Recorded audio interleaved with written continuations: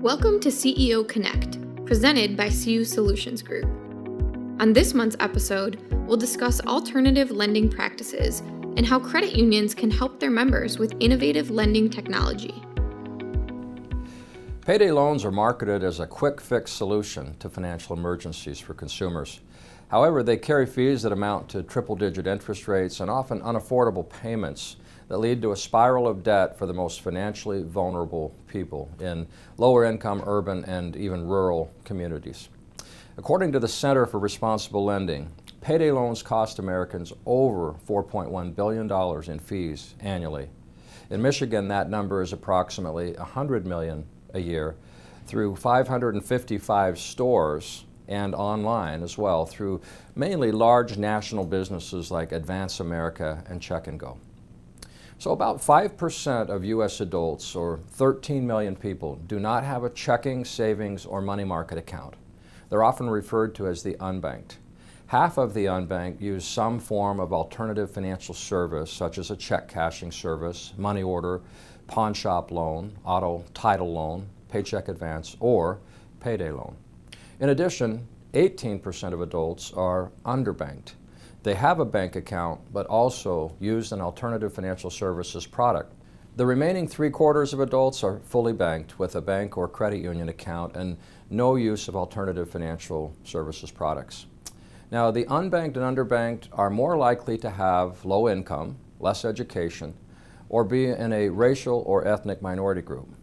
Just 1% of those with incomes over $40,000 are unbanked, versus 1 in 8 with incomes under that threshold. Similarly, 11% of blacks and Hispanics are unbanked versus just 3% of whites. So with this data in mind, for credit unions who are committed to their social mission of serving the underbanked, the question is, how can credit unions do more to meet the unique needs of the unbanked and underbanked? And stated differently, can credit unions become true alternative financial services providers, but in a more consumer-friendly fashion? Now, many credit union leaders would say that they think they serve the underbanked really well, and I believe that. However, there are many forces that limit most credit unions' ability and desire to serve the underbanked population. Now, the truest definition of underbanked in my mind should be lower income or credit-challenged consumers, whether in urban or rural areas, who are using at least one alternative financial services product, as I described. By far, the most prevalent alternative financial services product is payday loans, and these loans are about to grow dramatically as large banks seem poised to enter this business. Large banks' track record suggests that they will not provide the most consumer-friendly alternative to these loans, but rather contribute to the already negative impact on these hardest-hit consumers.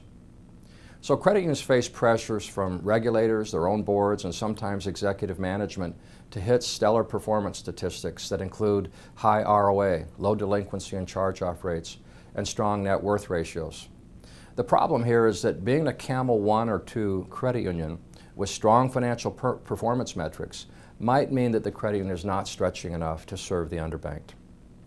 In urban Detroit, while there are excellent credit unions with a presence there, the fact is, much like other large urban areas, a drive through the inner city of Detroit will show alternative financial services providers on nearly every corner and very few traditional depository institution offices, including credit unions. While the negative stigma on payday lenders might cause credit unions to shun the idea of competing with them, Lisa Servon, author of The Unbanking of America, suggests that a growing number of Americans are giving up on traditional banks and credit unions and relying instead on alternatives, including prepaid debit cards, check cashing centers, and payday lenders. She also suggests that many of these providers are meeting needs that traditional providers have been unwilling to meet. The growth of payday lending began as recently as 1993 with the founding of Check Into Cash in Cleveland, Tennessee. The industry grew from 500 storefronts to over 22,000 and a whopping $46 billion in outstanding loans. Today, payday loan stores nationwide outnumber Starbucks and McDonald's outlets. That's pretty amazing. In Michigan, the number of payday stores has grown to 555 in 2016, generating over $100 million in fees per year.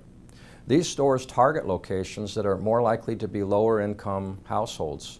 And research from the CFPB has found that the average borrower at these stores is stuck in 10 loans per year, usually taking out one loan immediately after another.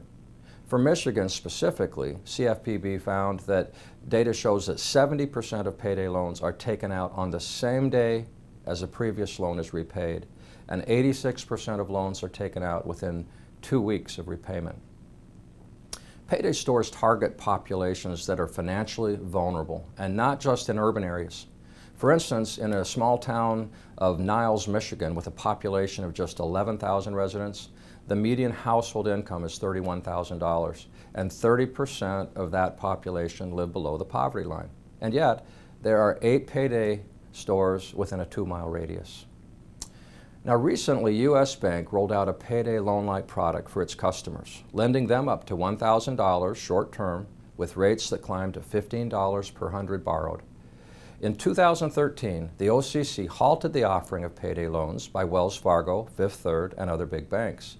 However, recently in 2017, prior restrictions were removed, and in May of 2018 rather, the Trump administration began to actively encourage national banks to get into the short-term lending business, arguing that it makes more sense for banks to compete in this sector with lending in a, quote, safer, sound, more economically efficient manner, close quote. If large money center banks begin to offer payday loans through their huge branch networks, credit unions might get caught flat-footed competitively. And to be clear, in my opinion, this shouldn't be seen as a lucrative lending opportunity for credit unions. I see it as a chance for credit unions to meet important borrowing needs, coupled with financial education that transitions consumers to loans and other products that help people avoid the more expensive borrowing trap of payday lenders. In Michigan, the Michigan Credit Union League continues to oppose legislation here that would allow more fees, relax protections on debt collection practices, and weaken state regulations on payday lenders.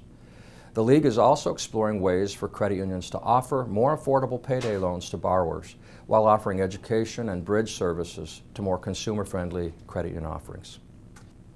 And as mobile banking becomes the primary method of banking for consumers, a growing percentage of payday loans are being done online versus in check cashing stores. Also consider the explosion of prepaid debit services from providers like Green Dot, Walmart Checking, which is actually powered by Green Dot Bank, SoFi, PayPal, Ally Bank, Bank Mobile, and others.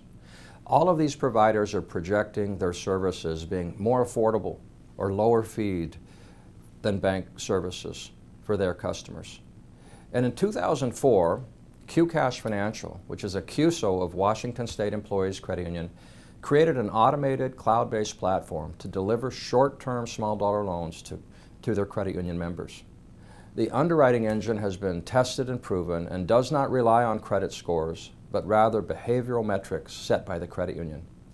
This solution is customizable for any credit union wishing to use it, and it complies with all relevant regulations, of course.